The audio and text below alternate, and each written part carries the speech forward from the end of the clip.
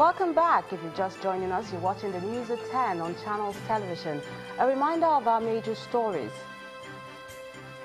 President Muhammadu Buhari asked Nigerians to rise against all odds and remain united as he felicitates with Muslims on the Salah celebrations. Nigeria and the United Kingdom discuss ways of improving ties in warfare, corruption and the economy. British Foreign Secretary Boris Johnson pays tribute to Nigeria's fallen heroes for their sacrifice during the World War.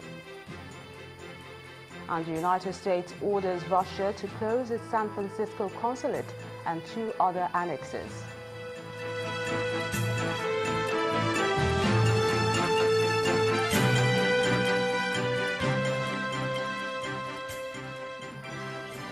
For more on our top stories and others, please visit our website. It's channelstv.com and on youtube.com/channelsweb. Log on to m.channelstv.com to watch us on your mobile device or download the Channels TV app for Android, iOS and Windows devices from their respective stores. The Channels TV and Channels 24 app will give you access to news and updates. You also have access to the Eyewitness feature with which you can share those pictures, videos or news of happenings around you. Just install the app, then tap and swipe to reveal the menu and follow the instructions. Now here are some of the pictures you sent into our Eyewitness portal today. Let's begin here in Lagos with this shot showing a bad road at Coconut bus stop in Apapa Oshodi Expressway. Our Eyewitness reporter claims lots of accidents occur on this road. Next is this picture from Ibadan Road in Ijebu-Ode of Ogun State showing an abandoned road project. Our Eyewitness reporter is pleading with the government to come to their aid. Then we move to Oyo State, the Idiroko Road, where our Eyewitness reporter says it needs urgent government intervention because it's pretty bad. And still on road is this image from Ajaokuta in Kogi State.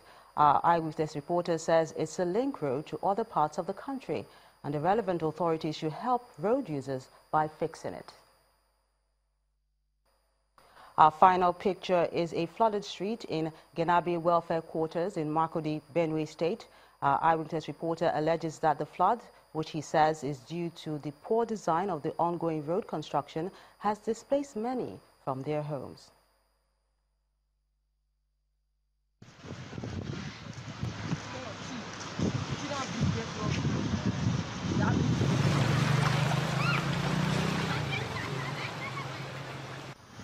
Relief may be on the way for victims of the Benue State flood disaster as President Muhammadu Buhari has ordered the National Emergency Management Agency, NEMA, to immediately move personnel and resources to the affected areas. President Buhari, who sympathized with the government and residents, assured them that the federal government will make available any assistance needed to help them cope. A statement from the presidency says President Buhari received the news of the flooding with great concern and is closely monitoring the situation. Scholars are asking the federal government to fund 80% of Nigeria's educational institutions. They also called for a systematic approach in tackling environmental challenges at the 90th birthday symposium for engineer Ezekiel Omishore today in Lagos. Welcome to the State of Aquatics Level. It's the 90th birthday lecture in honor of engineer Ezekiel Omishore and the choice of the theme, Sustainability in the Built Environment. The Nigerian perspective couldn't have come at a better time with the outbreak of floods in Nigeria and across the globe. The celebrant of today, I was told by Tokumbo, his son, had been one of the engineers that has shown a lot of concern about the way the environment is being built. With the assembly of eggheads to set the tone for the discourse, Professor Oyewusi Bidakpobi condemns the gross distortion of the environment, which according to him is responsible for making it unstable. A scientific fact is that quite unfortunately, every element can be broken into billions of parts. We just have to put on our innovative caps and adopt a system that is just, and feared all within the context of the Nigerian nation. The strong advocacy for a sustainable environment continues with passionate calls for the development of human capacity across the education circle. Without the human resources, quality human resources, you are not going to have the built environment in good quality in the first instance, and sustainability is going to be compromised. There's a need for us to observe the environmental laws, to have an impact assessment on all issues of this country. And the environment must thoroughly be clean. From this congregation, the deafening issues of climate change is still being treated with kid gloves, and the result is a price of a big gamble as the human species now faces the threat of extinction if nothing is done to save the environment. Let's move over to our Buju Studios where Maupa is standing by. Hello, Maupa. Well, hello, Melinda. We start by bringing you updates on a developing story. Now, for over 10 hours now, the Minister of Labour and Productivity and his colleague from the Ministry of Health have a meeting behind closed doors with members of the National Association of Resident Doctors to address the issues raised by members of the association. They bother on lack of salary payment and other allowances. On the meeting between both parties, which has in attendance President of the National Association of Resident Doctors, Dr. Onyebweze Ugochukwu, and the President of the Nigeria Medical Association, Professor Mike Ogirima, commenced around noon and is still ongoing. Before the closed-door meeting, the federal government had assured members of the National Association of Resident Doctors of its commitment to meet all demands raised by the union. The Minister of Labour, Dr. Chris Ngige, and his colleague from the Ministry of Health, Dr. Isaac Adewale, say the role of medical doctors is very significant, hence the need to resolve all pending issues of unpaid allowances and salaries owed them. On their part, President of the National Association of Resident Doctors and the Nigerian Medical Association expressed worry over the non-implementation of issues raised by the federal government 6 years after stating their demands. Now, members of the National Association and the NMA had on the 30th of July 2017 issued a 21-day ultimatum to the federal government to address its demands or embark on an industrial action. Patient care is the responsibility of the doctors and other people that help in health care. But when doctors withdraw their services, it just looks like the head of a team, the head of the medical team, and deserted. So we do not want such a situation to occur, and that is the essence of this particular meeting we've called. We are doing this in consonance with the ILO convention, which says that you go for social dialogue, the parties will dialogue and reach an agreement. I'm very hopeful that the issues I've seen listed here as areas of grievances will be adequately dealt with at today's meeting.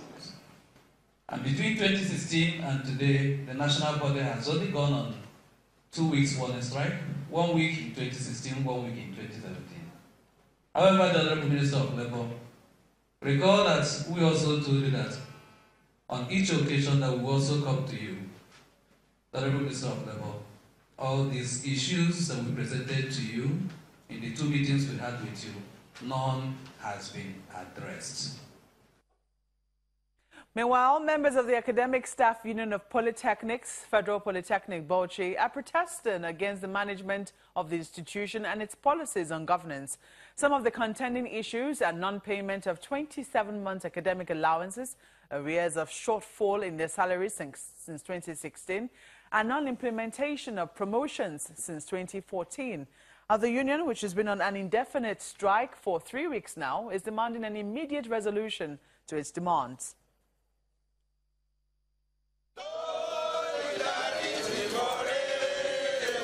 Academic and non-academic staff of the Federal Polytechnic Bauchi, carrying placards, marching towards the institution's gate, chanting songs of solidarity.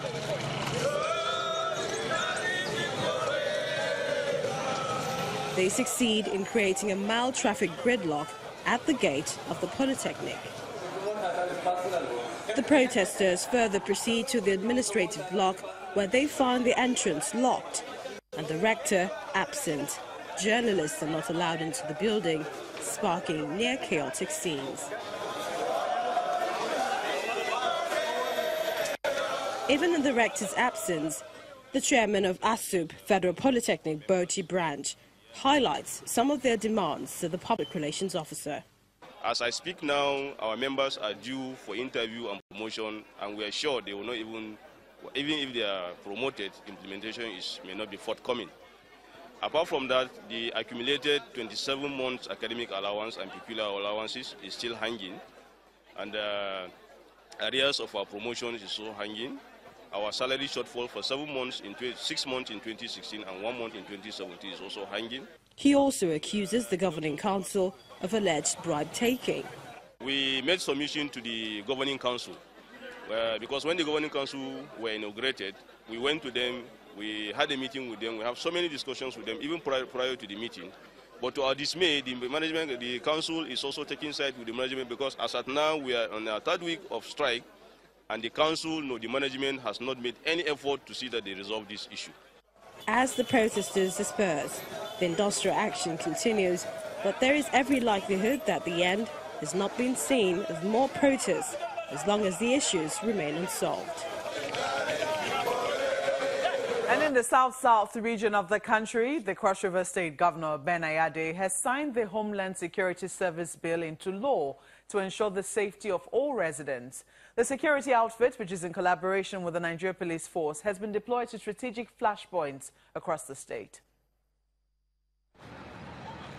Calm is gradually returning to Calabar, the Cross River State capital, and this is mainly because of the Homeland Security Service deployed by the state government.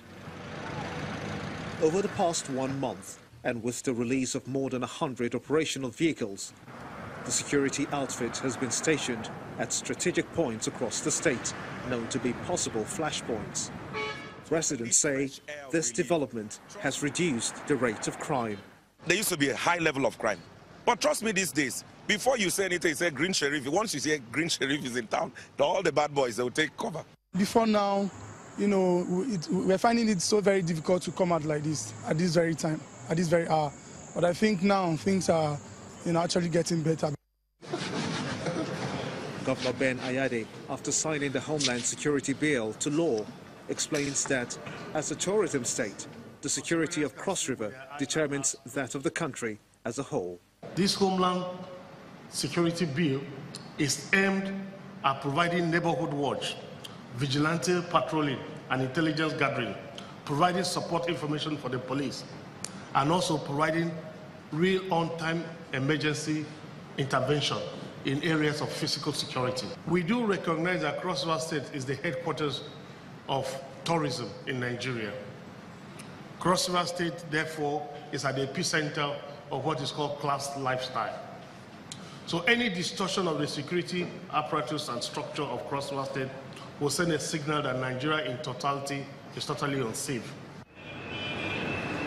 The Homeland Security Service is a non-arms-bearing outfit. Its mandate is information gathering to ensure effective policing by the Nigerian Police Force in communities across the state.